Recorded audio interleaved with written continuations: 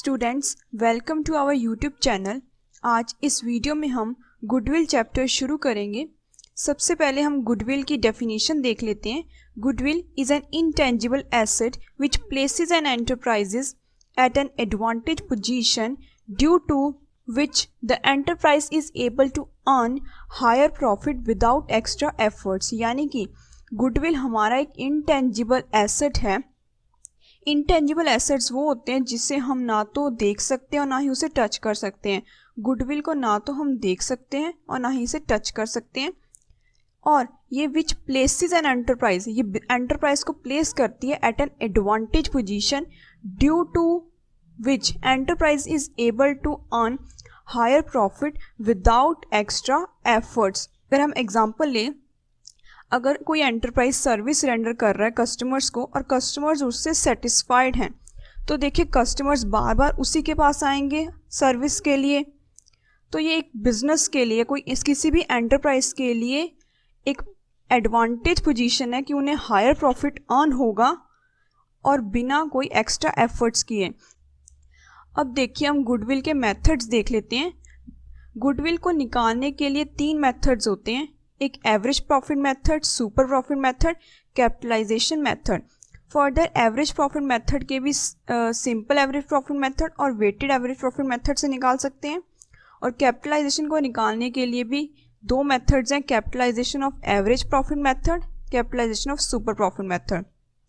आज इस वीडियो में हम सिंपल एवरेज प्रॉफिट मेथड को डिस्कस करेंगे।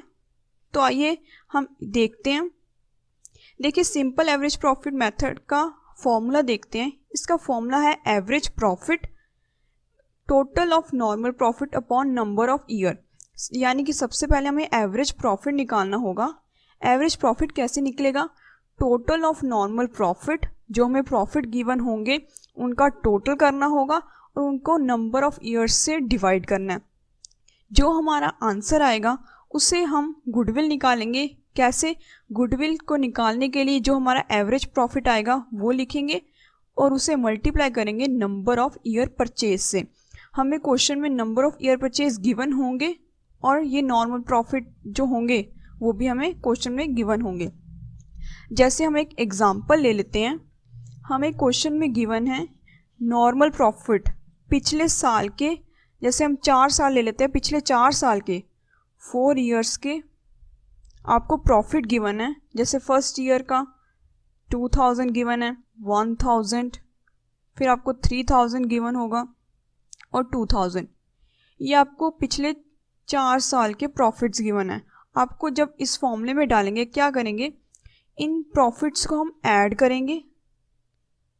2000 प्लस 1000 प्लस 3000 प्लस 2000 और इसे डिवाइड कर देंगे ईयर्स से, 4 ईयर्स से। क्वेश्चन में 4 ईयर गिवन है, इसे डिवाइड करेंगे तो ये हमारा आंसर आ जाएगा 2000। तो इस तरीके से आप सबसे पहले एवरेज प्रॉफिट निकालेंगे। आपका जब यहाँ एवरेज प्रॉफिट निकलेगा तो आपको उसके बाद गुडविल निकालनी होगी। साइड पे गुडविल निकाल के देखते हैं।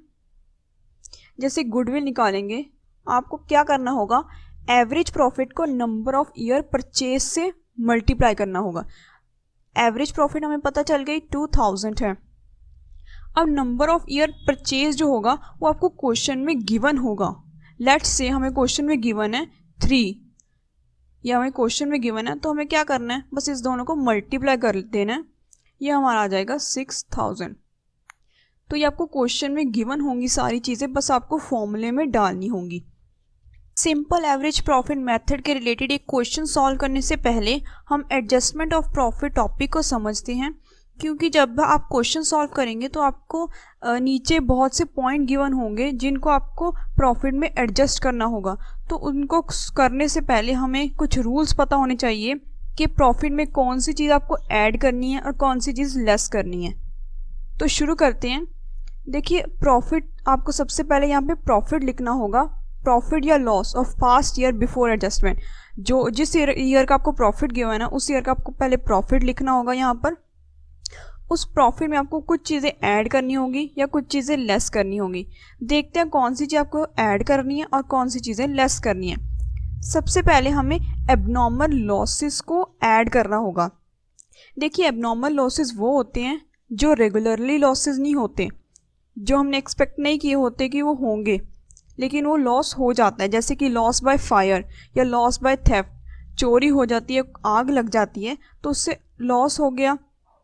ऐसे लॉसेस को हमें ऐड करना होगा, जो भी वैल्यू आओगी आपको यहाँ पे लिखनी होगी। उसके बाद देखिए loss on sale of fixed asset, आपने कोई फिक्स्ड एसेट सेल किया और उस पर आपको लॉस हो गया, उस लॉस की वैल्यू को भी आपको ऐड करना होगा। थर्ड है over valuation of opening stock और under valuation of closing stock. अगर कोई वैल्यू ओपनिंग स्टॉक की ओवर वैल्यू है तो उसे आपको ऐड करना होगा, अगर क्लोजिंग स्टॉक कोई अंडर वैल्यूएशन है उसको आपको ऐड करना होगा। फोर्थ है non recurring expenses. Non recurring expenses यानी कि जो हमने नहीं एक्सपेक्ट किए होते कि वो एक्सपेंसेस फ्यूचर में हो जाएंगे, लेकिन अगर वो होते हैं तो उन्हें आपको ऐड करना होगा। फिफ्थ है capital expenditure charge as revenue expenditure. कोई कैपिटल एक्सपेंडिचर है उसको आपने रेवेन्यू एक्सपेंडिचर चार्ज कर दिया, जैसे कि अगर आपने मशीनरी परचेज की है उसको आपने रॉन्गली परचेज अकाउंट में डाल दिया। मशीनरी तो मशीनरी अकाउंट में जानी चाहिए, लेकिन अगर आपने उसे परचेज अकाउंट में डाल दिया तो उस केस में आपको ऐड करना होगा। ये चीज़ें थी जो आपको ऐड करनी होगी। अब देखते हैं लेस करने वाली कौन सी चीज़ें हैं। एबनॉर्मल गेन, अब देखिए ऊपर एबनॉर्मल लॉस था, नीचे गेन है। अगर एबनॉर्मल गेन हो जाता है तो उससे आपको लेस करना होगा। सेकंड है over valuation of closing stock और under valuation of opening stock, ये आपको लेस करनी होगी। थर्ड है नॉन रेकरिंग इनकम्स। अगर कोई नॉन रेकरिंग इनकम्स होती हैं यानी कि हमने एक्सपेक्ट नहीं की थी कि वो फ्यूचर में इनकम आएगी, अगर वो आती हैं तो उन्हें आपको लेस करना होगा। Income from non trade investment, अगर किसी नॉन ट्रेड इन्वेस्टमेंट में आपकी इनकम होती है यानी कि जो ट्रेड के साथ नहीं लिंक की है, आपको लेस करना होगा। पार्टनर्स की रेम्यूनरेशन है, उन्हें आपको लेस करना होगा। Any future expenses like insurance premium, जैसे कि इंश्योरेंस प्रीमियम है, इंश्योरेंस प्रीमियम हमारी अगर फ्यूचर एक्सपेंसेस हैं तो इन्हें भी आपको लेस करना होगा। देखिए आपको प्रॉफिट में से ऐड करने वाली चीज़ों को आप ऐड करेंगे और ये लेस करेंगे तो आपका जो भी नेट आएगा यानी कि जो भी आपका बैलेंस आएगा उसे आप एडजस्टेड प्रॉफिट कहेंगे, उसे आप यहाँ पे लिखेंगे। अब हम एक क्वेश्चन सॉल्व करेंगे। सिमरन परचेज्ड रियाज बिजनेस ऑन 1 अप्रैल 2020। 1 अप्रैल 2020 को सिमरन ने रिया का बिजनेस परचेज किया है।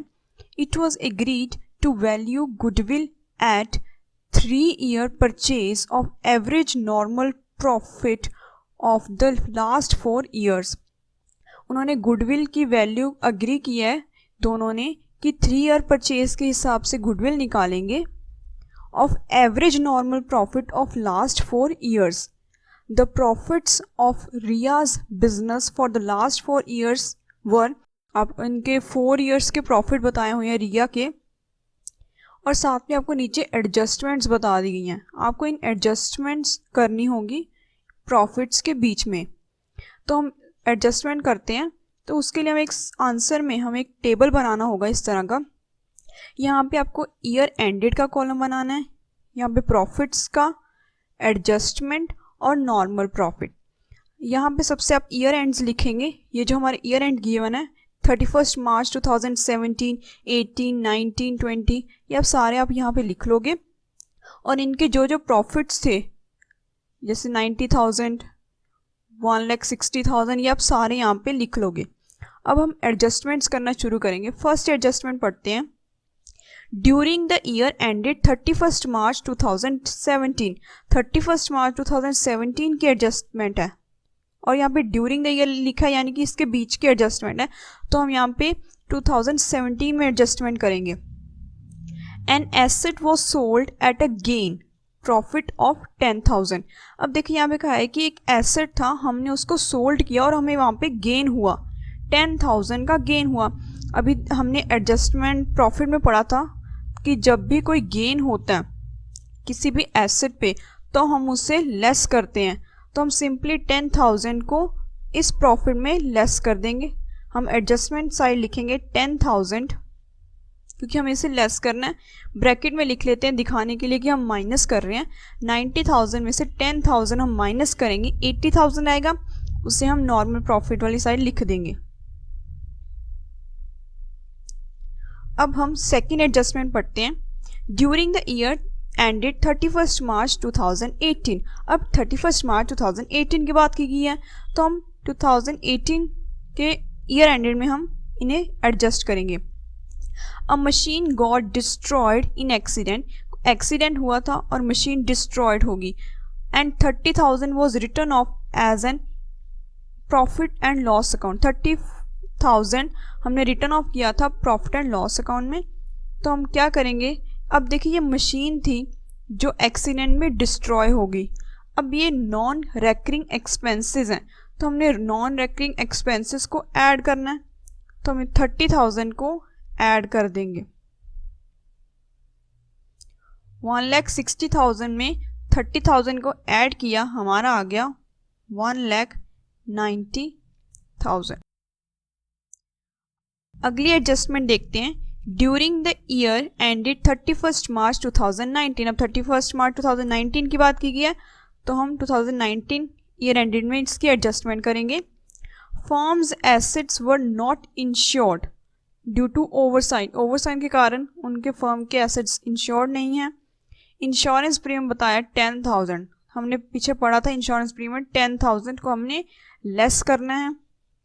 अब देखिए इस कारण भी हम करेंगे क्योंकि इंश्योरेंस प्रीमियम जो होता है वो हमारा रेगुलर एक्सपेंसेस होते हैं, यानी कि रेकरिंग एक्सपेंसेस होते हैं, इसीलिए हमने उसे प्रॉफिट में से लेस करना है। 10,000 को हम लेस करेंगे। 1,80,000 में से 10,000 को लेस किया, हमारा आ गया 1,70,000। अब देखिए उसके अगली ईयर की कोई एडजस्टमेंट क्वेश्चन में नहीं गिवन है, तो ये प्रॉफिट आप सिंपली यहाँ पे लिख दोगे।